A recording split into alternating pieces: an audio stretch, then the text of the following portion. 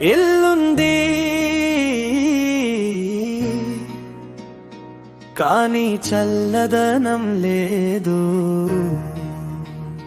నీడుంది కానీ చెట్టు మాత్రం లేదు. ఎండతో యుద్ధం చేసే మనిషి కథ ఇది, దురాశ ముందు ప్రకృతి ఓడిన గాథ ఇది. ఎండ వీరత్వ ఖడ్గానికి అదుపు లేదు, షేర్ ఆటోలో ప్రయాణానికి హద్దు లేదు. ముగ్గురం బయలుదేరాం వేడి గాలి వెంట, శరీరం అంతా మంటలు పుట్టాయి ఒక్క క్షణంలోనే అంతా. ఒక్క నిమిషమండి అన్నాడు ట్రాయ్ మబ్రిక్, చెట్టు కింద ఆగింది ఆ ప్రయాణం మొత్తం. వానొస్తుందేమో చూసుకోలేదా అన్న ఇంకా విడమాట, అప్పుడు అర్థం కాలేదు ఆ ప్రకృతి విలాపం వెనుక బాధ. ఇల్లుంది కానీ చల్లదనం లేదు, మనిషి చేతిలో ప్రకృతికి గౌరవం లేదు.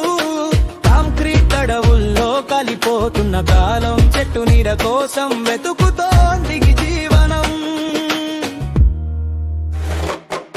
భోజనాలు తెచ్చవా అంటూ ఆప్యాయత, 10 రూపాయల్లో దాగి ఉంది కుటుంబ బాధ్యత.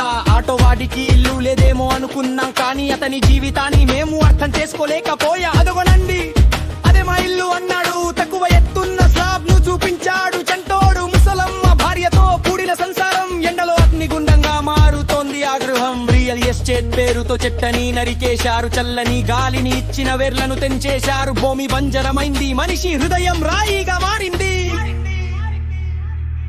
రాత్రి 10ంటికైనా ఇంటికి చేరే ప్రయాణం, ఉష్ణ సంవాహనంతో కాలిపోతున్న శరీరం.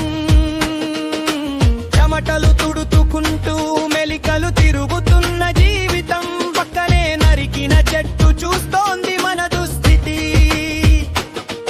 అది నవ్వుతోందా లేక హెచ్చరిస్తోందా?